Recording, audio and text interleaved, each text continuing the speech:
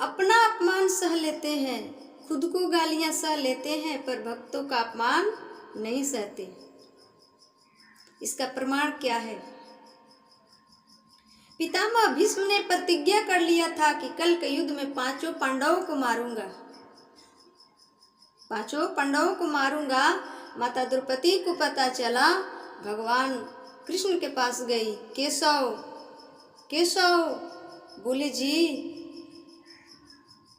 एक बात आप जानते हैं क्या? भीष्म पितामह ने प्रतिज्ञा कर ली है। क्या प्रतिज्ञा की है? तो उसने प्रतिज्ञा की है कि कल के युद्ध में 5 पांडवों को मारूंगा।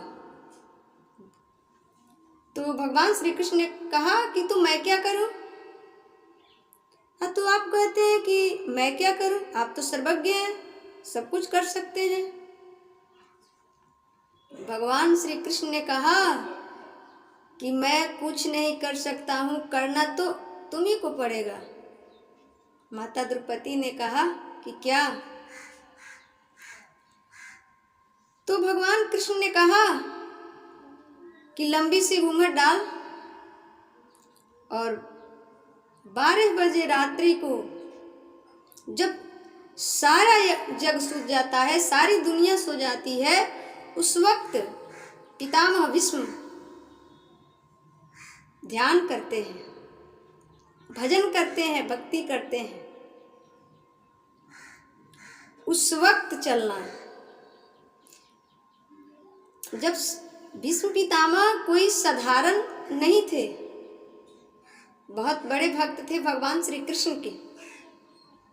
जब सारी दुनिया सो जाती तब वो तपस्या करते थे। तो माता द्रौपदी ने लंबी सी घूंघट डाली और भगवान श्री कृष्ण आगे आगे, पीछे पीछे माता चली। जाकर देखी तो पितामह भीष्म ध्यान में बैठे हुए थे।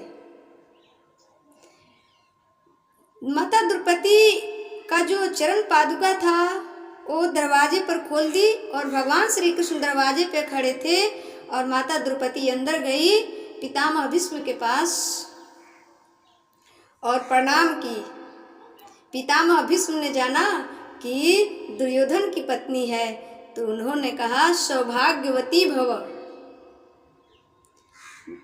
और भगवान श्री कृष्ण माता द्रौपदी को सिखाए थे कि जब तक वो आशीर्वाद ना दे दे तब तक अपना घूंघट मत हटाना। पितामह भीष्म ने पूछा कि तुम कौन हो? तब माता द्रौपदी ने कहा, अपना घूंघट हटाया और दिखाया कि मैं द्रौपदी हूँ। आपने तो प्रतिज्ञा किया है कि कल के युद्ध में 5 पांडवों को मार डालूंगा, और फिर आप कैसे आशीर्वाद दे दिए अखंड सौभाग्यवती भव। पितामह भीष्म चौंक गए, सोच में पड़ गए कि तुम अकेले यहाँ नहीं आ सकती, बताओ तुम्हारे साथ कौन आया है, किसने लाया यहाँ?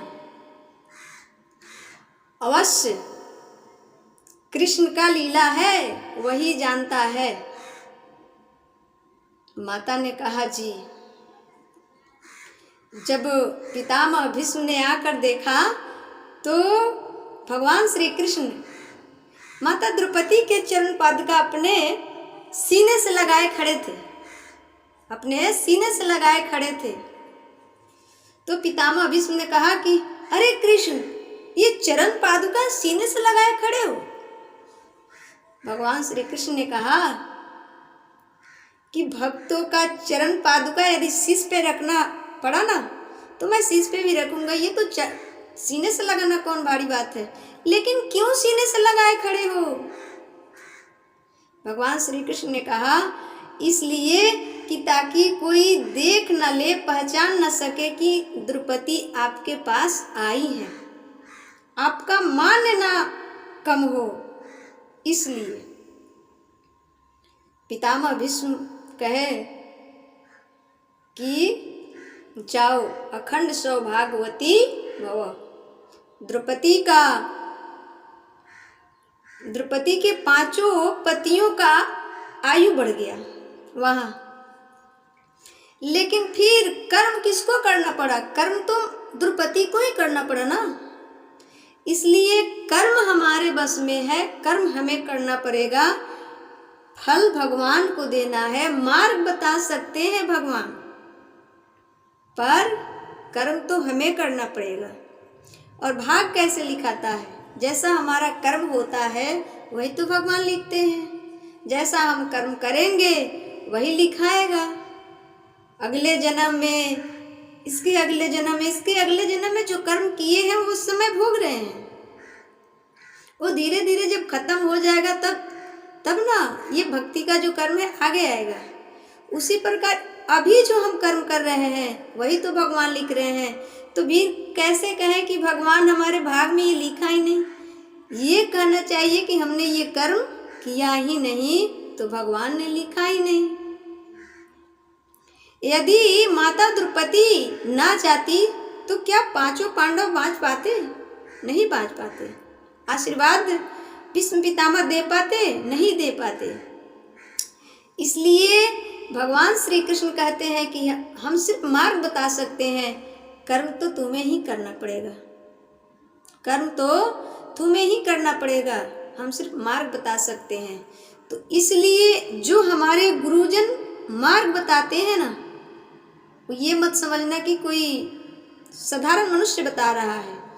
उसको इस भाव से देखना चाहिए ताकि परमात्मा गुरु के रूप में आकर हमारा मार्गदर्शन कर रहे हैं, ये उत्तम है। भगवान श्री कृष्ण शिशुपाल के 100 गालियां सह गए। क्या वो एक गालियां में सर नहीं काट सकते थे? क्या 10 गालियां में सर नहीं काट सकते थे? नहीं, क्योंकि उनका अपना पर्सनल अपमान था, लेकिन भक्तों का अपमान नहीं सहते हैं। रावण ने विभीषण का अपमान किया तो रावण का सर्वनाश हुआ। रावण ने विभीषण का अपमान किया। जब विभीषण जी ने भगवान श्री राम के चरणों में गए तो उन्होंने कहा कि सरकार, ये मेरा बड़ा भाई तो है पर बहुत मुझे प्रताड़ित करता है, बड़ी सभा में लात मारा है। भगवान श्री राम उसी वक्त प्रतिज्ञा कर लिए कि मैं खुद का अपमान सह सकता हूँ पर अपने भक्तों का अपमान नहीं सहता। इसलिए अर्जुन का अपमान दुर्योधन ने किया तो उसका भी सत्यानाश हुआ। जिन लोगों ने भक्तों का अपमान किया है उसका भगवान समूल विनाश करते हैं। इसलिए भगवान को गालियां दोगे तो चलेगा, पर भगवान के भक्तों को गालियां दोगे तो नहीं सहेंगे। चाहे वो कुछ दिन बाद आपका हिसाब करे या चाहे तुरंत करे, पर हिसाब होगा। लाख आंख से देख रहा है तुझको देखने वाला, सच के खेती कर चतुर नर, समय गुजरता जाता। इसलिए भगवान के भक्तों से मजाक मत कीजिए, उनसे दुष्टई मत कीजिए, वरना सारा प्रमाण आप सभी के सामने है कि विभीषण जी का अपमान किए रावण ने तो क्या हुआ। दुर्योधन ने अपमान किया अर्जुन का, माता द्रौपदी का, तो क्या हुआ। इसलिए निवेदन है कि आप सभी अपने सनातन धर्म में रहकर सनातन धर्मों का धजिया ना उड़ाएं। सनातन धर्म का यदि सपोर्ट नहीं कर सकते हैं तो विरोध भी मत कीजिए। ठीक है। जय जय श्री कृष्ण, जय जय श्री राधे।